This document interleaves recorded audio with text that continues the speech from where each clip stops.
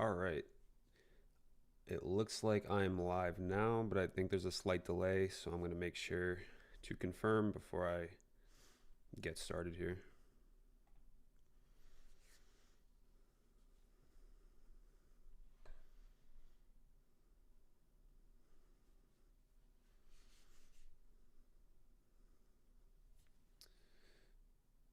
All right. Looks good to me. I see the chat going here.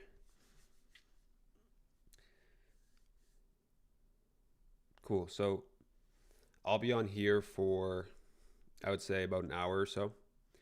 And looking at the chat, going through questions, you guys will pretty much set the pace for this, whatever you want to ask.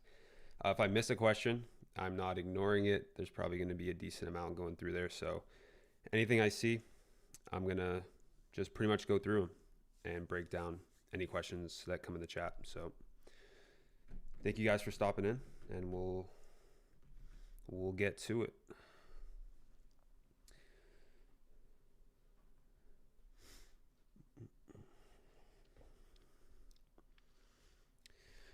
Do you wait for an hourly 30-minute candle close after an intraday high or low has been traded to before looking to frame a change in save delivery entry to see if we reject or frame the continuation from that point of interest? So looking at reversal confirmations when you have a day that you're looking to trade, it can really depend on a few things. I use time frame alignment slightly differently. So I'm not thinking about closes usually. The only time I'm thinking about a close is if I'm going for a change in save delivery, the time frame that I'm looking for that signature. That's when I'm thinking about closes. And the difference for me is if I'm trading in the London session or a reversal is forming intraday during the London session, that close that I'm going to look for is going to be on a relatively higher time frame because the market on average moves slower in those hours, especially in the indices market. The volatility is lower, so you get that benefit of looking for a higher time frame reversal confirmation. So 30-minute is what I really like to be at. Sometimes hourly is going to be there, and then the minimum from, I say, 1 o'clock to just before 8 o'clock, looking at 15-minute as a minimum time frame for reversal confirmation. And then when you get to New York session, which is going to be after 8 o'clock, that's when the volatility spikes significantly because you have news, you have the open, you have 10 a.m. news potentially. So the volatility overall spikes very high. And that's when I would be using 5-minute, 15-minute, sometimes 30 minutes going to be there, but you reduce that time frame looking for a lower alignment because the market is moving faster. So if you're waiting for an hourly close at 9:30, the market's probably already going to break away before you get that confirmation. So you have to use a lower alignment.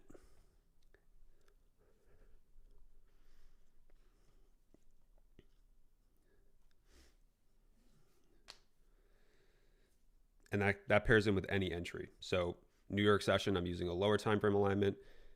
If I'm positioning from the London session, if I'm awake at that time, I'm usually not. But if I am, I can use a higher time frame. But it's always top down. So I don't restrict time frames, but I go top down. So if it's offered on a higher time frame, I'm going to take it.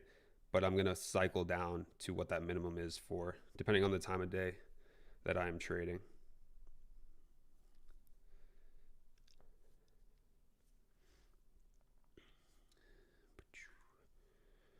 How many trades do you average in a week without high impact news? So news doesn't really affect it too much for me.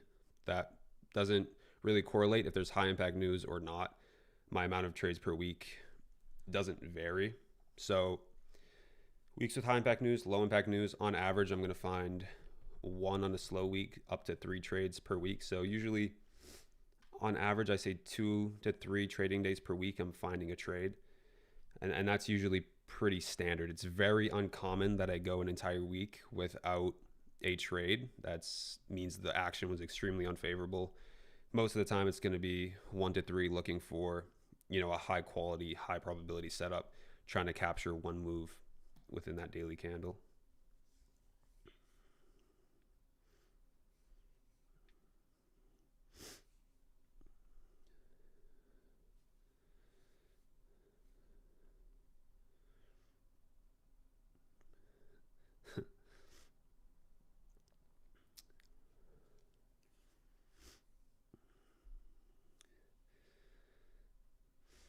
I can go, so my approach, I can go top down on the trade that I took on Tuesday and held through Wednesday. This will give you a bit of some insight as to what I look for. This is slightly different, but I have a good little lesson to share about expansion days and the daily candles themselves. This is something you've probably heard T talk about a lot in terms of wicks of the daily candle, but I will talk about what I'm looking at in terms of my approach for that trade on Tuesday and give you a little bit of insight here. So first step, it's always going to be higher time frames. I'm trying to establish some narrative and reasoning in the market for why it should go in one direction first. First thing I see here, and I'm going to start on ES because it's slightly more clear on this. Week's opening here, and this is from the previous week close. And I'm trying to see if we're delivering off anything relevant. And this low to me is pretty significant. We've run that out. So trading off this low. Now I'm looking in the opposing direction. We've already confirmed that the market is respecting that low, manipulating it and expanding in the other direction. Is there an objective to the upside that the market should trade into? And I'm almost always going to be looking for failure swings on the other side of the market. I can already see that here on the daily time frame, just with this high here, failure swing to this high, failure swing to this high, ultimately all the way up here. I can give you a better perspective on it on the 4 hour. So a failure swing is basically trading really deep back into a previous high, not respecting as a reversal. So trading deep back up into this high. That's the high I'd be focused on. These here as well. And then ultimately we have these highs here to the left. So I have a draw on the other side of the market. This is my narrative. Now I need to get some framework. How am I actually going to frame this trade? What should the market do to confirm this idea? And this is where the weekly range comes more into play. So I'm going to mark out Monday's open here. And looking left, again, the market's in a continuation. While I'm bullish, I'm looking at opposing candles to respect on the way there from that weekly open. If I want an opposing run from that weekly open, well, now I have opposing candles below. I'd want the market to respect that area in this continuation on this higher time frame as we go higher. So this is part of my framework. I'm going to let Monday go. Does Monday align with my idea? Maybe it invalidates it completely. That's fine as well. I'm going to look at Monday. This was a bank holiday, so it closed slightly earlier. You can see here that it closed at 12 if I went to the hourly time frame, but it did not provide that reversal because right at Tuesday it drops below the weekly open, below Monday's previous day low. So pairing that with Monday consolidation, Tuesday potential reversal. Now here I have really everything I want.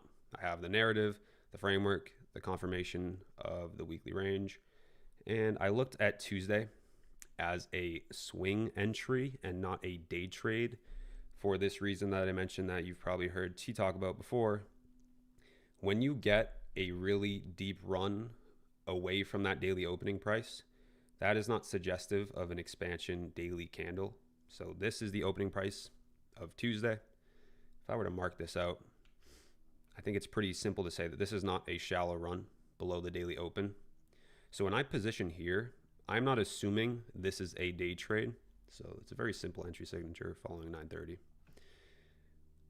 I am looking to swing this into the next day because I do not assume that this is going to continue expanding intraday because of that rule with that large opposing run from the daily open. I'm holding this into the next day. I know that there's still a draw open above this high here, these highs here, and I took that position into Wednesday, and then we got that continuation move and held through along the way. Not much drawback on that position. It traded pretty nicely. So that's something to consider, why I'm not taking that as a day trade. That's an example of going top down in a very high quality trade. Super high conviction on that bias there.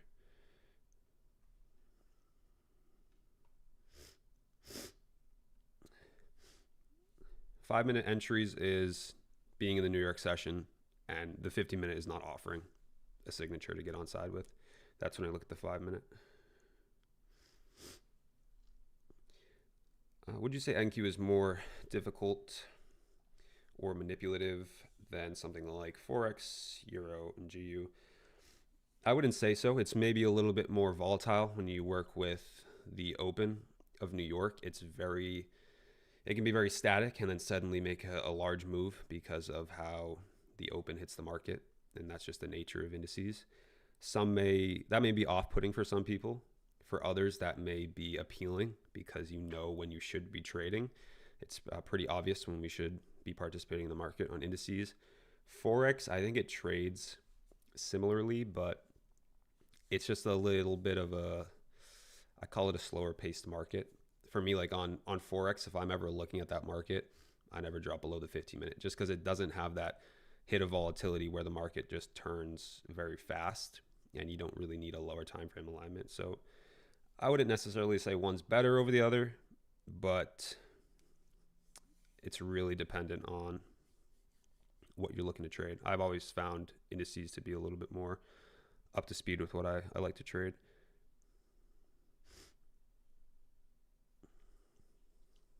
Yeah, I mean, my model is from personal experience, data, refining, journaling, all of that.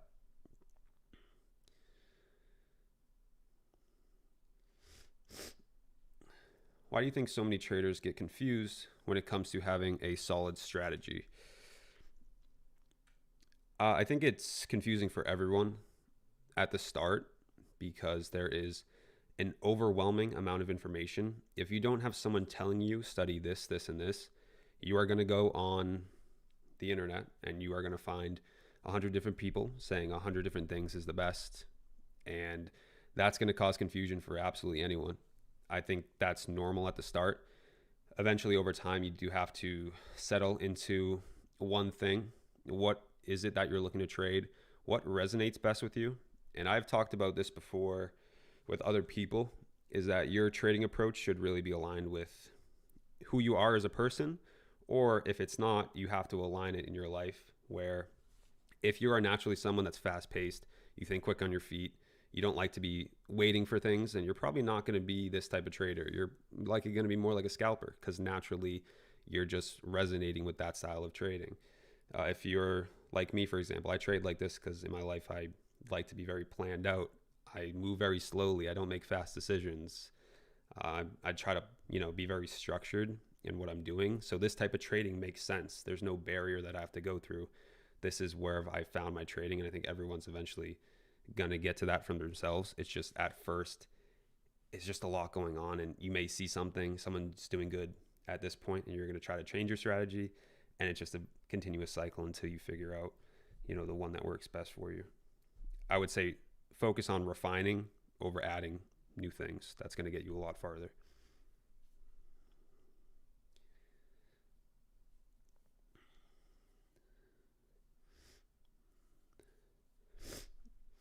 When should I use the opening price of a series of opposing candles for a change in save delivery? When is it enough to use just the last one? So this here, I always use the highest down close candle when in a bullish change in save delivery, or the lowest up close candle in a bearish one. So this is just hypothetical. Let's say this is your change in save delivery. I'm not going to use this down close candle here because it's within a series. I'm always pulling from that highest down close candle, that opening price. If it was vice versa, it's going to be, let's take 15-minute. I think NQ is a little bit, no, NQ has this, right, this here. Two up close candles, I wouldn't take the opening price of this one. I would take the opening price of this up close candle. That would be my change in save delivery. And that's where I would be focused every single time. I don't really have an exception to that.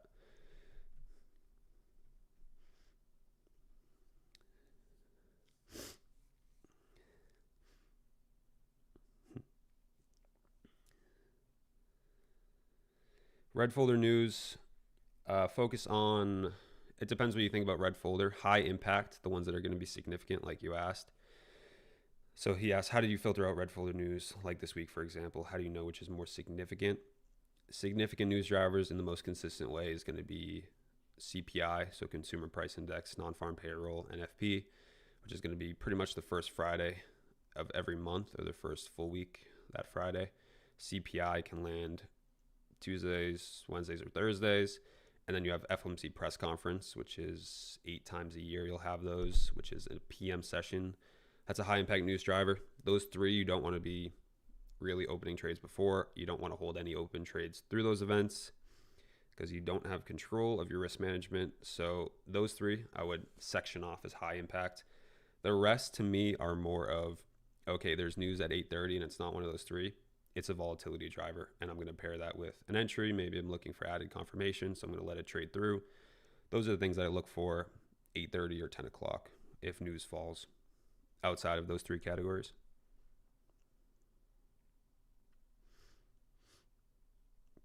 Yes, I trade on days without red folder news.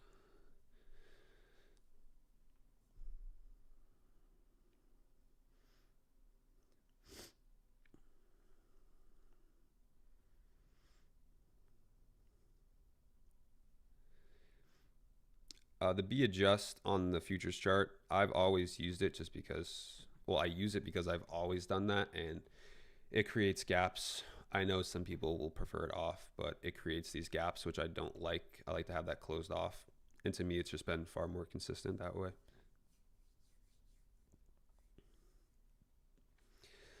And I'm always using, at least for charting, I'm using continuous contracts.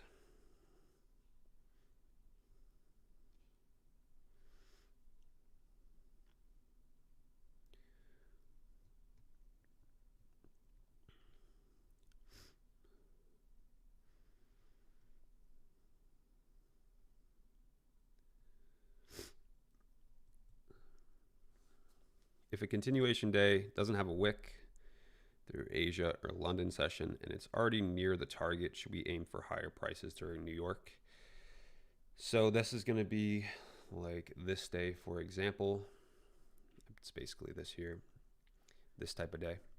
Now, I may do a video on this eventually. This is a daily profile that I do define. I just haven't really mentioned it too much, but this is the type of scenario when you are already assuming the market is directional, you have that bias and it's trading in your favor. Let's say London or mostly Asia is going to make that low and it just takes off from that daily open. When you're in the New York session, you're pretty much asking yourself, has the objective already been reached? If so, then no, you're not going to trade that continuation. If it's already broken far enough away from that intraday low or high, that would be a valid entry to be looking for a continuation signature around early New York session, 8 o'clock, 8:30, 9:30, those hours there. So it is valid as long as you still have an objective open above or below that can be logically traded into. You don't want to trade something that's already overextended from the overnight session.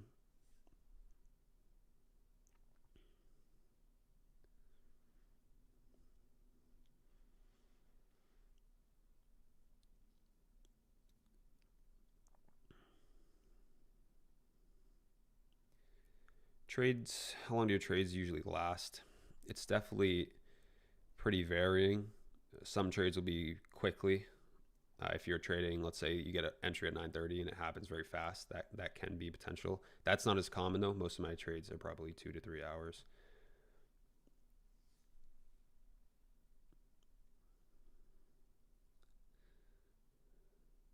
That's an extreme average because there are extremes to both sides of it.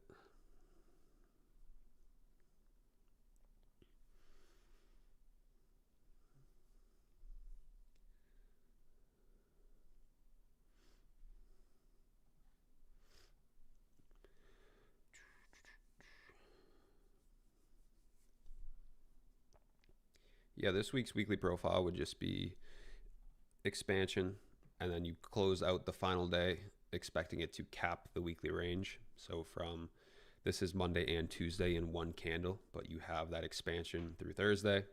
Friday caps off that weekly range. That would be the weekly profile for this here. Dropping below. Monday consolidation, Tuesday expanding, Wednesday, Thursday, Friday runs out previous day high, caps that range. If you were shorting on Friday, you would be looking at NQ instead because a weaker pair, it gives you slightly better framework.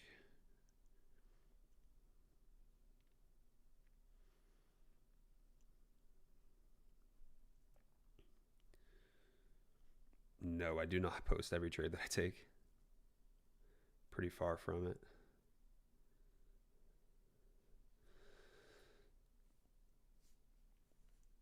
Risk to reward, a minimum that I'm looking for is 2R. I have a rule where at 1.5R I can consider managing the position, but if I am waiting maybe a day, 2 days, doing all of this work, going top down on these charts, looking for something very specific, I am not going to look for a low risk to reward trade because I'm being very picky, so I want to be rewarded for that. The minimum is usually going to be a 2R trade.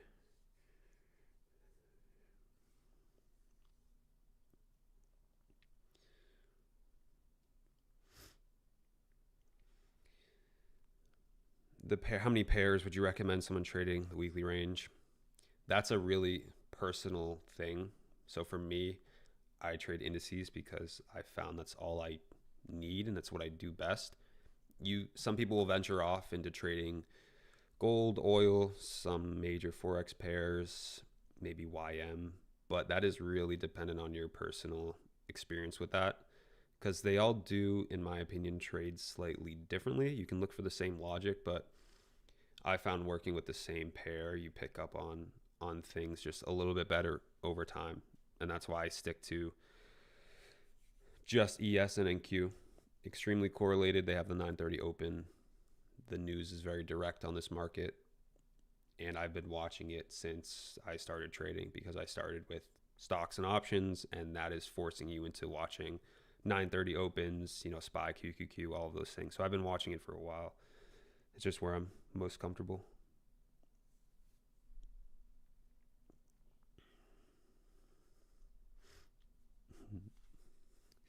Yeah, people think I'm T for some reason. Maybe I am. I don't know, but we'll see.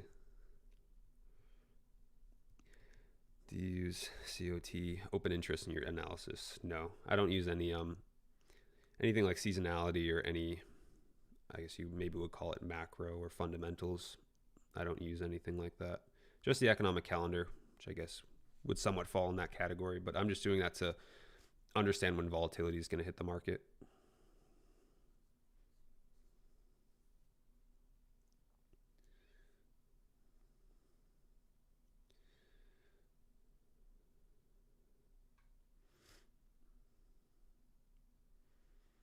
Favorite session, New York session. It's always going to be where I'm either looking to position into or I am opening my actual trade within the New York session, early New York session.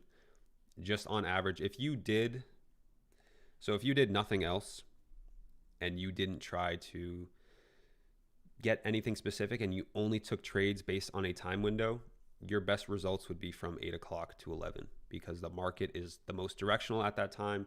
It makes the largest ranges, and in turn, you're going to find better signatures within those hours of the day, less false signals, and more valid entries to get alongside with a bias that you may have. So if you did nothing else, that's where I would be focused on. Just simply based on data. And this really does apply. It's very significant on indices, but this applies to most other markets because it's just that chain reaction. Of course, there's some outliers to that rule, but most of them are going to be 8 o'clock to 11.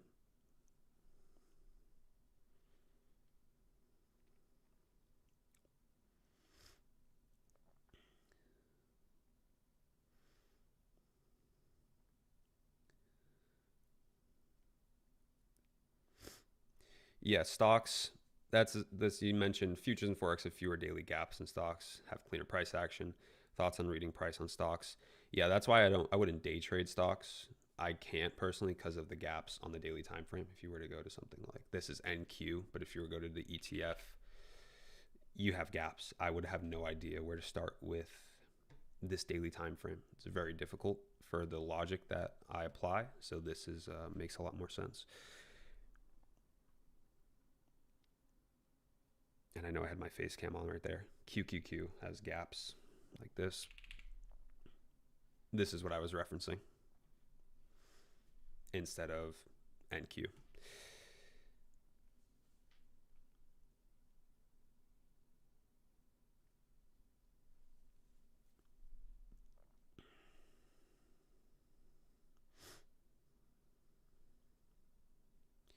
How do you trade Forex? If Forex is the exact same thing, nothing changes. Like if I were going on Euro, I would be doing the exact same steps. The only difference is I really don't drop below a 50-minute time frame on Forex. Like I mentioned earlier, the volatility doesn't hit as quick as something like indices. So you can use that luxury of, I don't really need to drop below a 15-minute because it's going to be offered there anyways. So everything is exactly the same, what I'm looking for. The steps, the entry. It's just that there's one no 930 open, but also the time frame alignment. I'm just not dropping below the 15-minute. And if you're looking for some examples, there's some really good strings of price action here. If we start from here down to this leg, I would study within those days here. Lots of decent moves within that.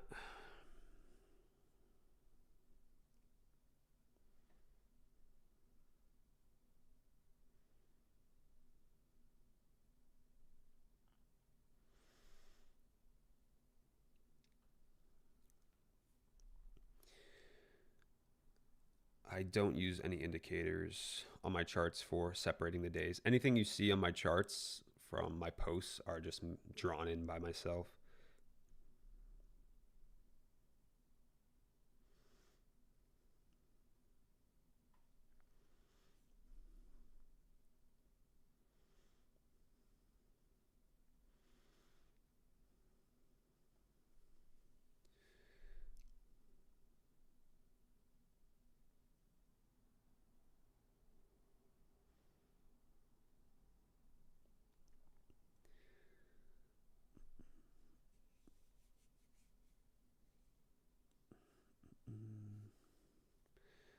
Would you suggest taking the same trade both on NQ and ES when it's a swing trade as they are correlated?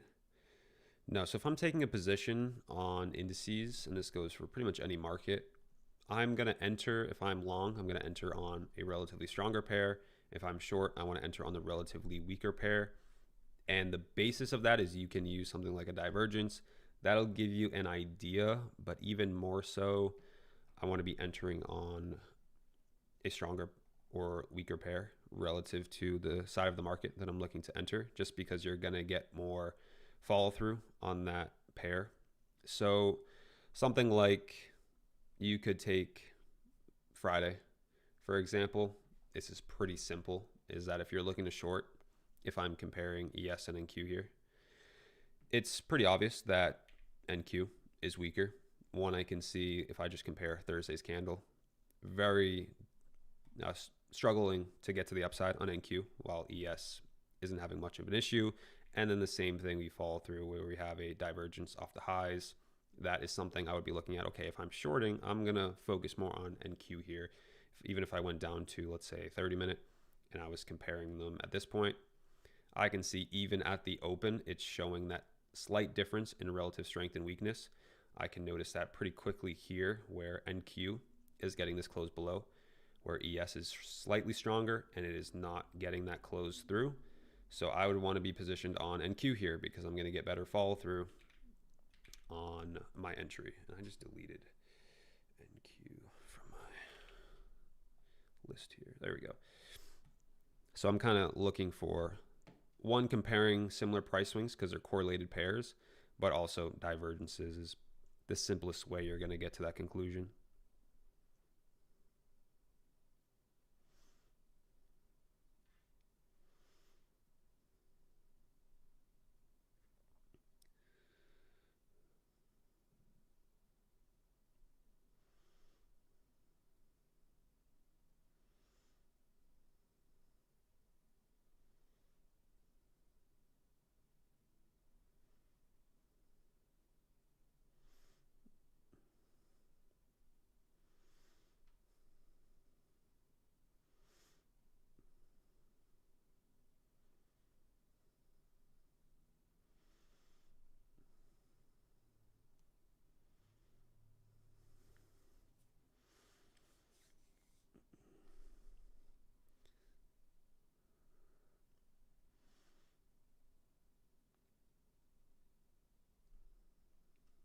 Would you enter, if everything aligns, would you enter a position before medium or low impact news? So yes, as long as it wasn't one of the three, so CPI, NFP, FOMC press conference. If I am already positioned or an entry is being offered prior to that event, then I would be comfortable taking that trade.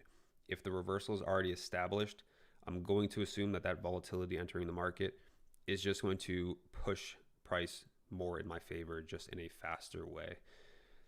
Because I don't expect it to make a significant price move where it's going to stop out anyone in that market or it's going to slip my stop loss. I would just assume volatility is entering the market here. Everything that I did before was valid, so I can position through that event.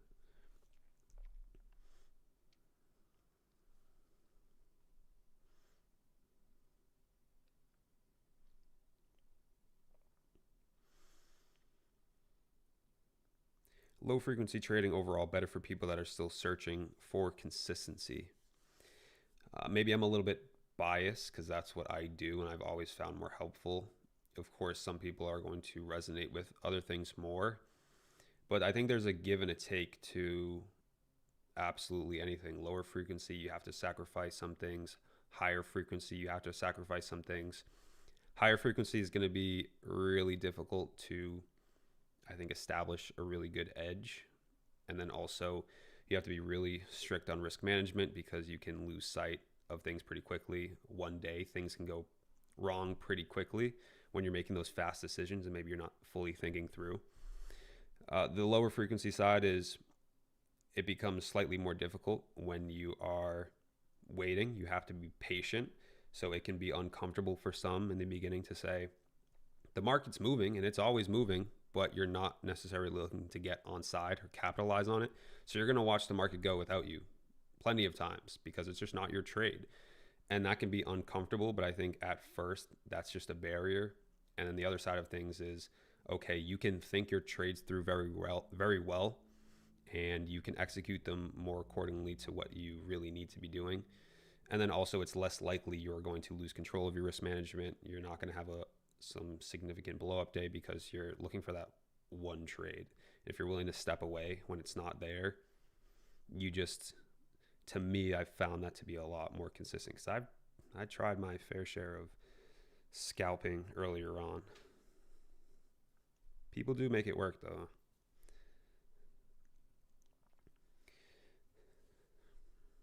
How significant is SMT in your execution? I wouldn't say it's a requirement. It's more of a confluence. So if it's there, then I would take it and I would pair it alongside an entry, a framework, whatever that may be, but it's not a necessity. So I wouldn't look for it. And if it wasn't there, I wouldn't take a trade. That's not what I do with it. If it is being offered, then sure, I'm going to pair it alongside my entries.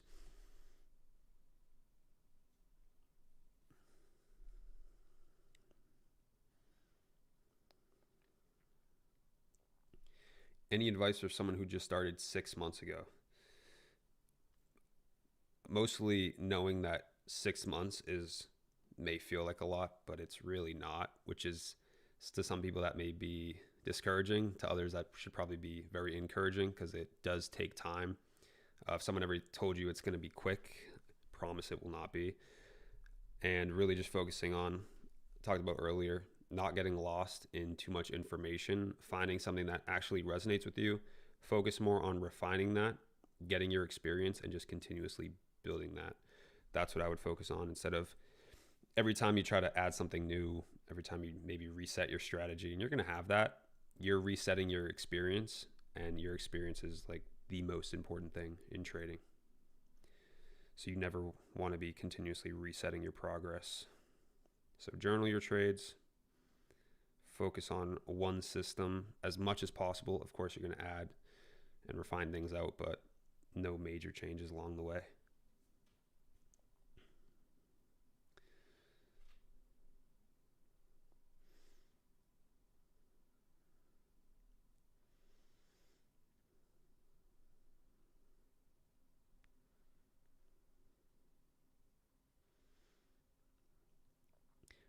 If you're at a break-even stage, any tips for you? Break-even it's honestly a solid place to be. if you're a consistently break-even trader, you're doing something right, and it's just a very minor thing to adjust. Most of the time, if you're a break-even trader, if you're journaling, look back into your journal. You barely have to change what you're doing. Look back, especially if you're using something like a software that's giving you feedback on your data. There's going to be certain things in there that are just complete outliers, and it is giving you added drawdown that you don't need to be taking on. Let's say you go into your journal and you say, well, I've never looked at this. Every Monday that I trade, I am losing money. And if I just took that out as a break-even trader, suddenly I am now making profits. It's not that you really did anything different. You're the same exact trader. You're just picking out small little things that are going to push you over the edge. And most of it just comes down to things like that, small execution refinements. It's really not anything major that you're going to be doing when you're at a break-even stage. The issue is when you're at break-even and you think there's some drastic change that needs to be made. That's when you're going to start falling back on and maybe losing that a bit.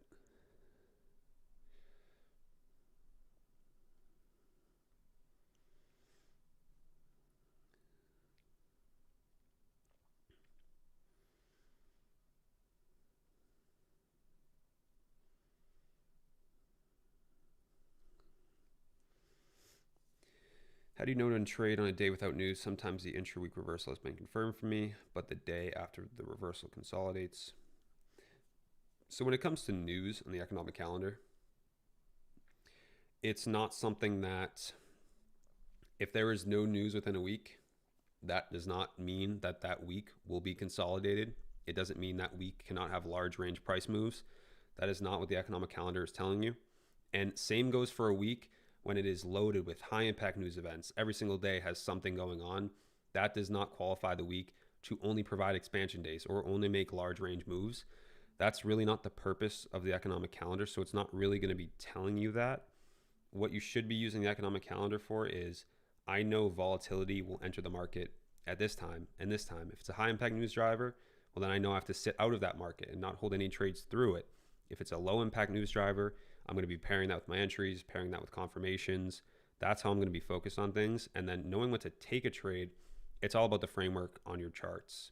Economic calendar is more of a background thing, knowing when volatility is going to enter alongside that. So if you have everything in your previous steps from, let's say, your bias, narrative, confirmation, the news is more of a background aspect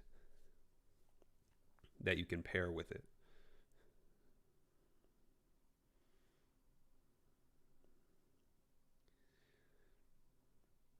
Better to forward test than back test.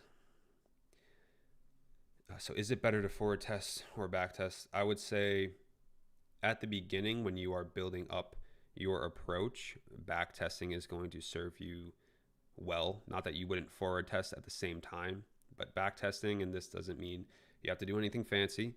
You know what you're looking for as you're learning your approach or your model. You go back into old price charts and you are just annotating things that align. This setup is occurring here.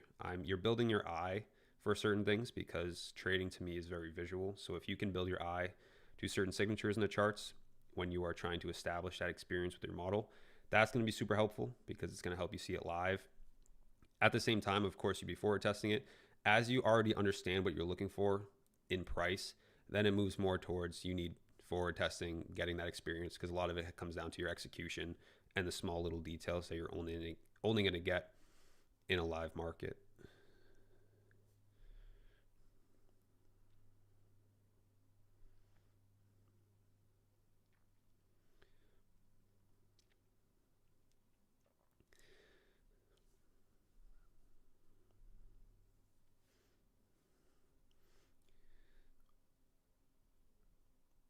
What do you look for when the series of candles for a change in save delivery is too large? That would depend on if I'm using it for entry, which I'm going to assume that's what you mean. If it's too large for an entry, then I would simply wait for the continuation signature off of that point. So this may be an example here, which you would have, let's say you get that close below, and I usually don't wait. Well, I don't wait for retests of these. So if I were to enter, that's a very large stop loss. 85 points, even if you were to wait for the retest. Maybe for you, that's too wide of a stop loss. 70 points. It's pretty solid. I would be waiting for a continuation signature after that point to refine that stop loss some more. So this may offer a slightly better stop loss, or if I needed to, I would continue going down the time frames. Maybe this would be my continuation signature, and now my stop loss is 30 points. I'm just waiting for that new continuation to refine that point a little bit. I can sacrifice waiting slightly longer for a refined stop loss if it's going to improve the risk reward. So that would be your option on that. You just don't want to refine it to the point where your stop loss is so small and you're not taking a valid entry. To me, I don't mind a wide stop loss as long as it's logical for that day. So it really is all in opinions, because where you place your stop loss is one of the most important things, if not the most important, on your entry, because that's where your invalidation point sits. You don't want to get stopped out prematurely on something that's still valid.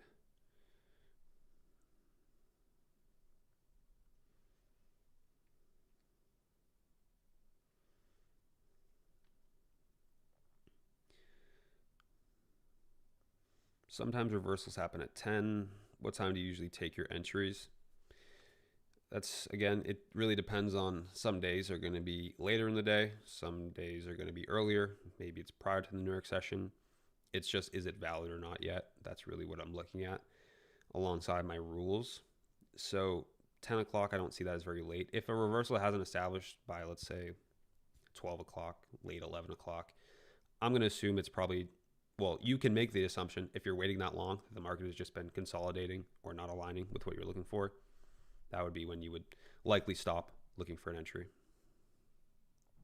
But something like this here, you got confirmation at 10:30, 11. That's fine to take an entry.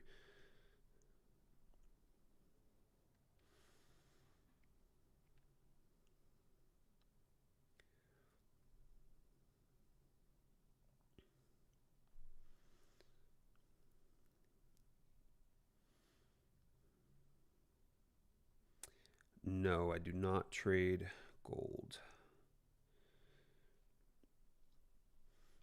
And I don't strictly trade the New York session, but I will always look to either enter prior and position through those hours, or I'm entering within the early hours of New York. So it's one of the two. I want my trade to be active in these early hours of New York. So whether it's entering before, sometimes I'll get that, and that's usually where my best trades come from, when I can position prior. But if I need to, I want to position earlier into that New York session so I can take advantage of data suggesting, and I think everyone understands this, that, you know, around the news events in the open of New York, that's when you're going to get those largest price moves, most directional, and everything of that nature, which is going to be of your benefit.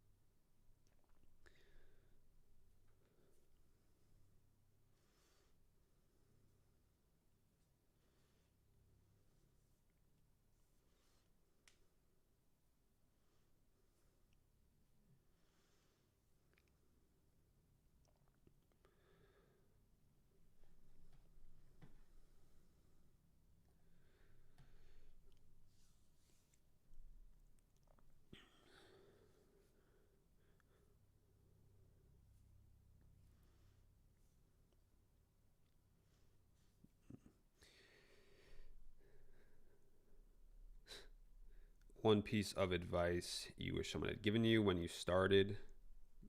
Could go a lot of places with that. I think one of the most important things, and I could talk about 30 different things right now. One thing that I think is important, and some people may lose sight on, is when you're actually trading, one thing that isn't as important as you think is your bias in itself.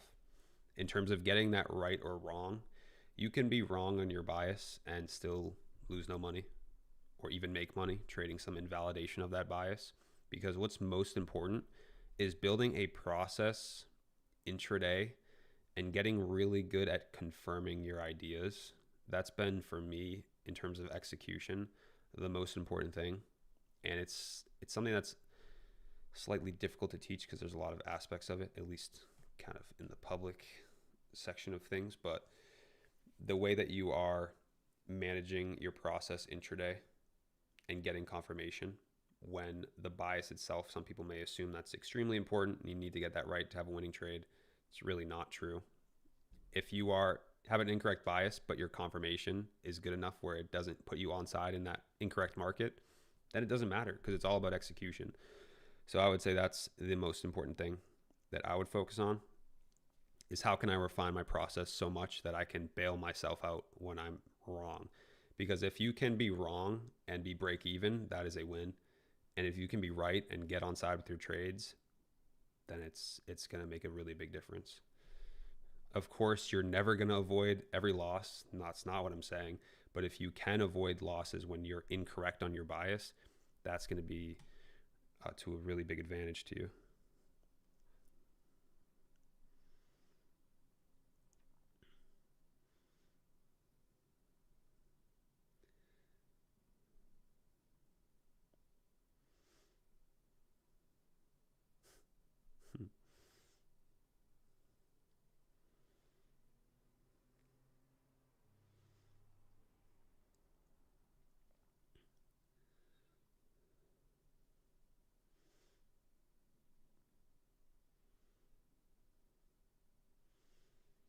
No, earnings usually is not on my mind just because it's overnight price action. Of course, it matters if you're going to be swinging a lot in your positions, but most earnings are going to be overnight, right at the open or right at the close of a day. So usually isn't going to impact people that much. Of course, it may impact how you operate the following days, but I view it nothing more than just a news release. Volatility hits the market.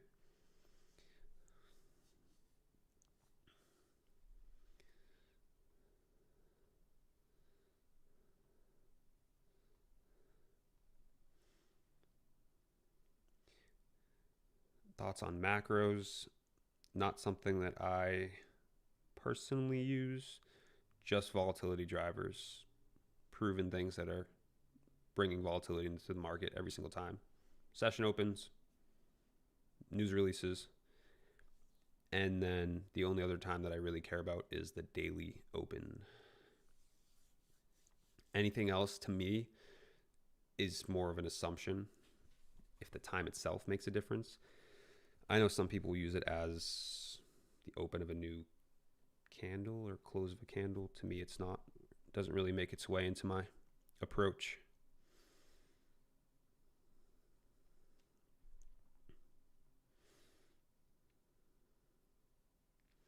Do you have a max limit of hours on the charts? For example, if a setup doesn't appear in 3 hours, do you close the charts? I wouldn't say I have a, well, there's some of a cap time on the charts. So I think I just mentioned this a couple of minutes ago. If I'm looking for an entry and the market hasn't offered it, let's say by 12 o'clock, of course there's going to be exceptions, slight exceptions, but the overwhelming majority, if it's not there late 11 o'clock, 12 o'clock, there's no reason to be sticking around. You can assume the market has been ranging, not offering that setup. It's going to be invalid at that point, especially when my goal is to be positioned early in the New York session. If I'm looking for a trade after that, I've lost that part of my edge where the data suggests I want to be on side in that market earlier.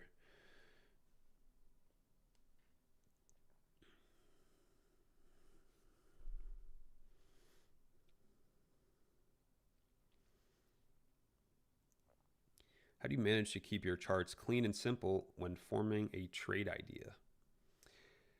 So for me, it's just that I don't need much going on the charts. Maybe if I was doing it to show someone something as I'm executing, but if I'm doing it for myself, where I'm going top down for a trade, like on Tuesday when I'm positioned to the upside, one, I'm going to the day already with a plan. So I don't need anything from my higher time frames. I've already drawn that out. I know I'm looking for upside, so I can maybe mark out an objective because I know I want that to be traded into. So I'll have this on my chart, and then I'm going to the day bullish regardless. So I go off this here. I've already had confirmation that a reversal is established, so I don't need anything below. I'm bullish. And then I had an entry signature, so I need one more line to note that out. Waiting for a close above this down close candle here, right after 9:30, run over short-term low. And really at this point, my trade is invalidated at that stop loss. I know that low is my invalidation, and I don't need anything else on my chart. If you're going to the day and it's really just having your entry, your invalidation point, and where you're drawing into, you're going to the day already understanding the direction and the bias. So if I'm not concerned with what else is going on to the left here, really above is my draw, below is my stop loss, I don't need anything else. There's really not much else for me to draw out. And then it's just watching and managing price from there. So it's more with the understanding that in the back of your mind, you already know what you're looking for. So the clutter may not be helpful. I also want to be able to react to things that are developing in the market without any distraction. So if I have so many things marked out, I may start to justify a new bias. I may start to justify this trade is invalid before it actually is. Those are things I don't want on my mind. I want to be able to take in information being given by the market freely and without a significant bias. So removing any distraction, it allows me to really just take in what the market's providing without being thrown off by something that isn't actually relevant.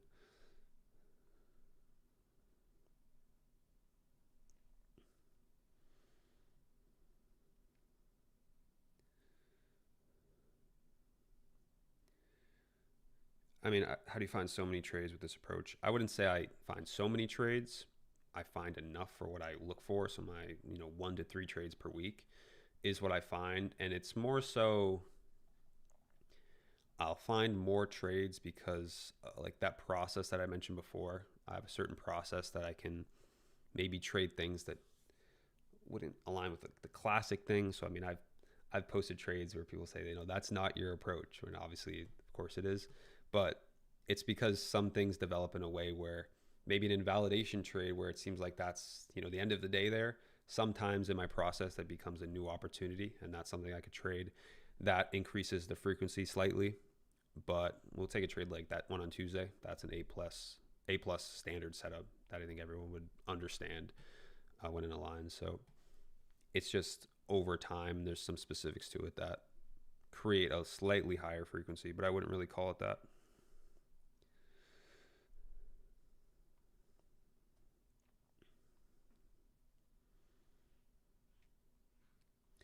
Yes, this gets automatically uploaded to YouTube after it's done. So it's all recorded.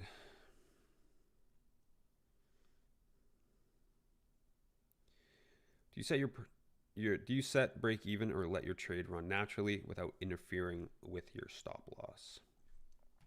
So my trade management will usually look like setting the entry, setting your stop loss at the true invalidation point that the market provides. And then I'm looking for 1.5 before I can manage that trade. Ideally 2R, the closer that I can get to waiting for 2R before touching that position, the better. So if that trade is working and it hasn't either hit my stop loss, it hasn't gone to my at least 1.5R, I don't touch that position.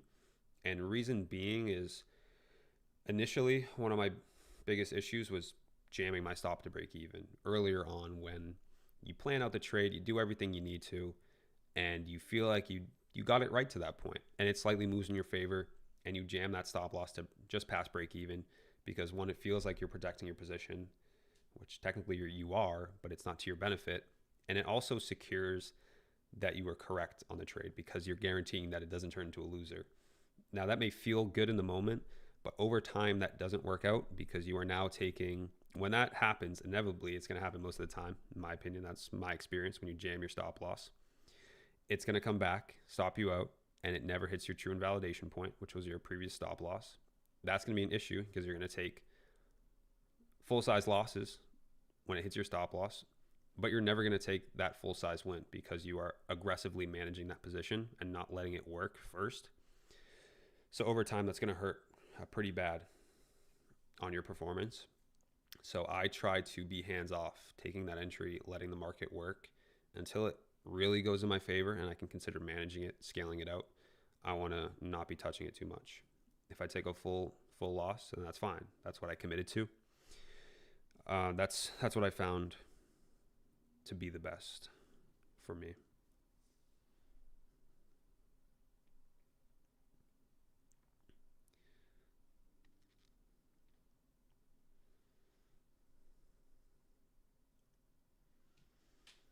Can you still not get slipped from medium impact news?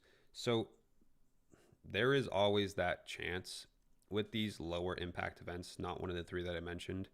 There's always some variability in the way they enter the market, and you can never be 100% sure. So of course there is some risk in that, but it's not in the same consistency of a high impact news driver. Not nearly the same. So that would be up to your, I'm just sharing what I do. That would be up to your personal perspective on it.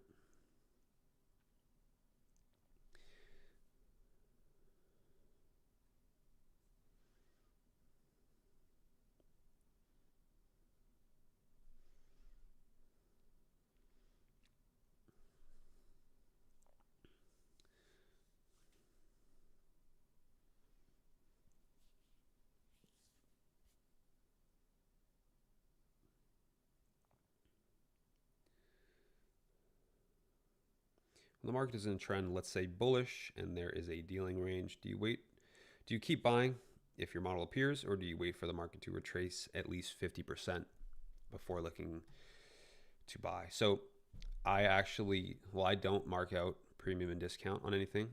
I pretty much am doing the complete opposite, where a move like this is how I like to see the continuation. A real good expansion move is not going to retrace back to 50% of a range. Overall, is you want these shallow runs and these really aggressive price moves. That's a solid continuation. And you're going to see on most of these here, they don't make those retracements that you're looking for. Wherever you're looking for that 50%. So whether it was like this here, when I'm bullish, I'm not going to mark this out and then expect it to retrace. If it were to retrace, I'd be less confident in that position. I wouldn't want it to make that deep opposing run when it's in an assumed continuation. So I pretty much do the opposite of that. And I think T's going to talk about this soon, where you're marking out invalidation points in previous daily candles. I'm going to mark that out. So this expansion move here, this could be your dealing range. I would not expect it to trade all the way back. This is the example I was talking about. If it went below this price level when I'm bullish, I would not like that at all. I like to see it here on Monday and Tuesday when it's in respect, making shallow runs from that weekly open. That's really where I see, okay, this is that continuation move that I want to be trading. So I'm pretty much reversing, looking for 50% retracements.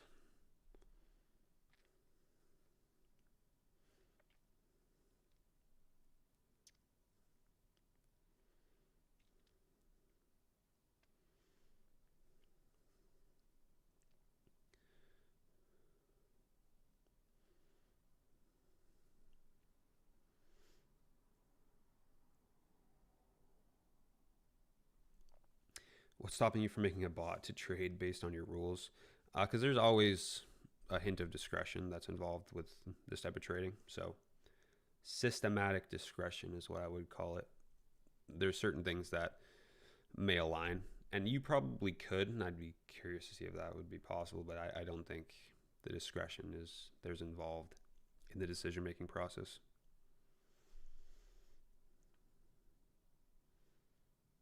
And I think that goes with basically most models are going to be that way. But as much as you can reduce the discretion, of course, that's usually beneficial.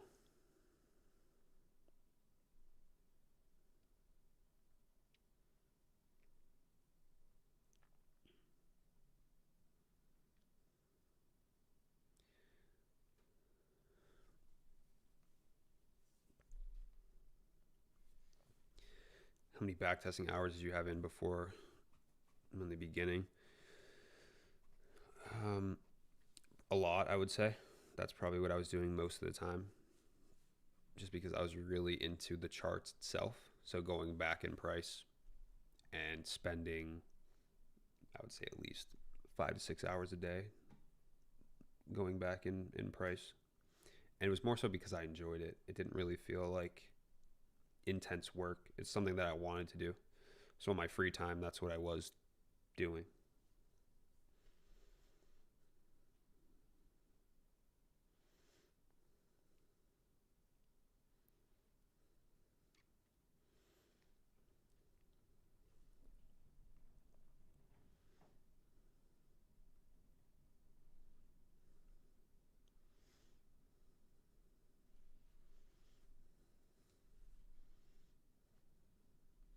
You trade the PM session? No, I did not trade the PM session unless there was FOMC press conferences, maybe the one exception to that, because I know there's volatility hitting the market in the PM session, but that's uncommon. One, that event doesn't occur all that often. And then you also have that layer of, okay, not every event, FOMC press conference, is going to offer a valid trade.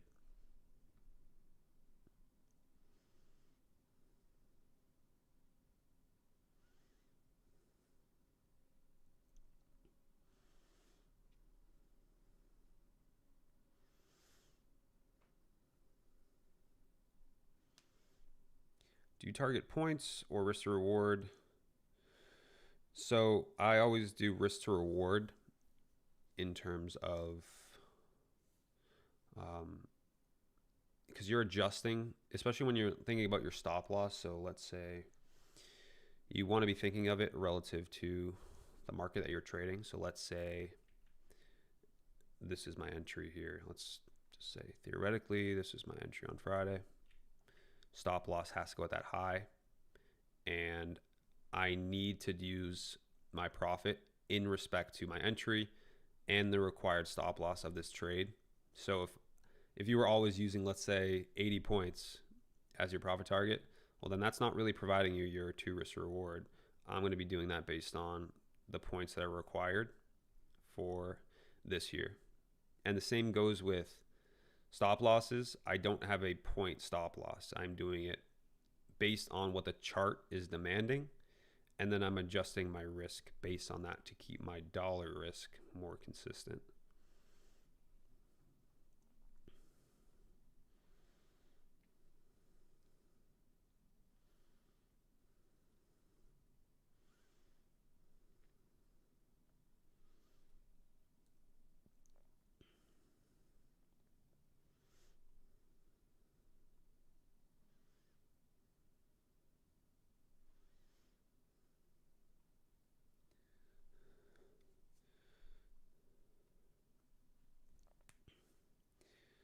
Average stop loss size, very rarely below 30 points, 30 to 40. Can be up to 50, 60. It's completely fair, especially for the type of trade that I'm looking for. Less common, but I would say 30 to 50 points, which is, when you're targeting a market like NQ that moves 100 points in not that long, then it's not a big deal. I'd rather have a wider stop loss to protect my position than trying to force something.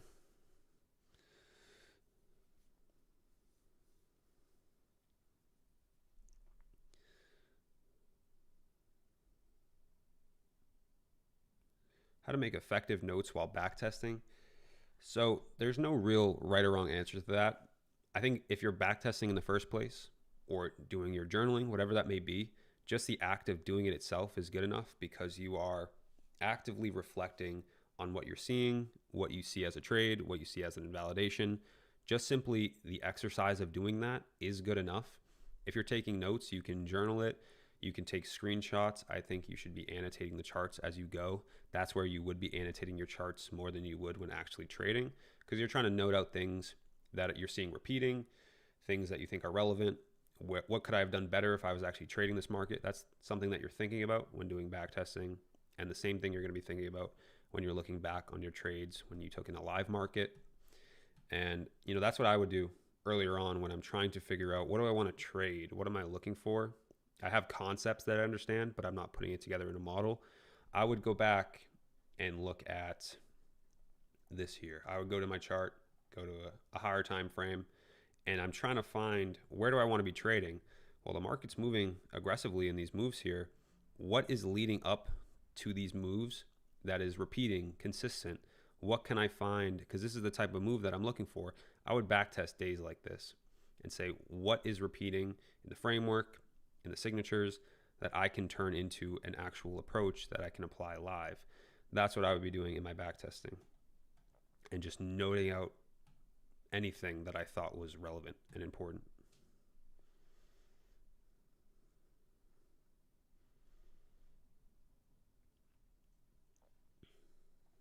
How important is journaling? It's extremely important. One of the most important things that you can do. Same thing like I just mentioned. If you're not journaling, then it's unlikely you're reflecting on your trading. You're not picking out the small details that are necessary to be taking note of.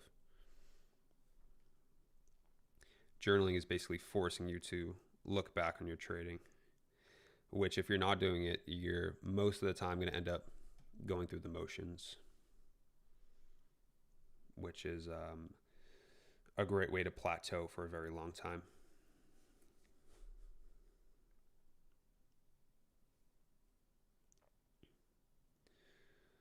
I'll get to maybe one or two more questions, spend an hour. So let's see.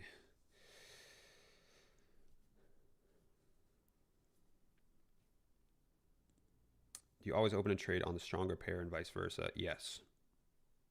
Stronger pair, I'm going to be longing that. Well, if I'm bullish, I'm going to be looking to long on the stronger pair. If I'm bearish, I'm looking to short on the weaker pair. If there's really no difference and they're extremely correlated, then I'm going to be taking that trade on NQ. I favor that because the volatility is just generally higher. So I would favor that if there was complete correlation.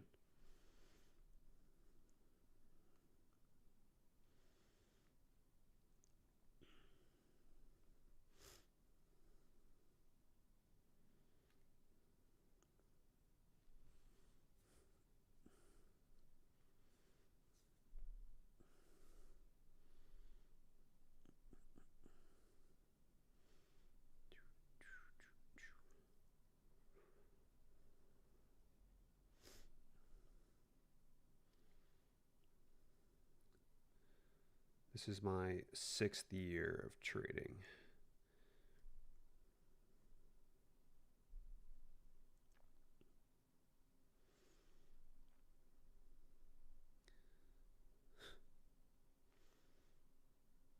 When trading the weekly expansion, do you wait to enter after red folder or before? If it is one of the 3 high impact news events, always after. That is indisputable. That is a hard rule for me. If it's not one of those 3, then you have the option. If the entry is valid before, you can take that as an entry prior.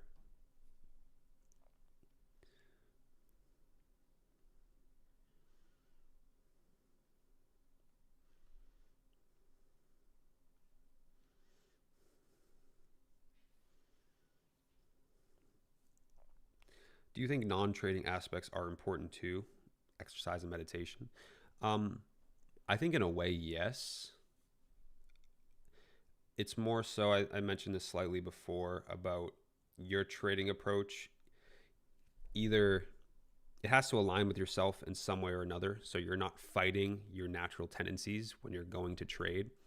So if you want to trade a lower frequency approach, either you're already that type of person in your normal life, you like to be planned, you don't make fast decisions, you're willing to wait for certain things, that aligns with how you would be trading. It's going to be easier for you to trade that way. If you're a fast-paced person, you think quick on your feet, you don't like to wait around, you'd rather be efficiency over being a little bit more sure of things, then maybe you're going to be a scalper just because naturally that's who you are as a person. And you don't want to be fighting those two things. So you either have to align your life with how you're trading, or you align your trading with how you are as a person. And some people may say, oh, it's not that deep. I think it is, because you don't want these things fighting against you while you're trading your natural tendencies. It's going to make things more difficult when it doesn't need to be. So one of those two things is going to be important. So you kind of have the option. It's one of the two.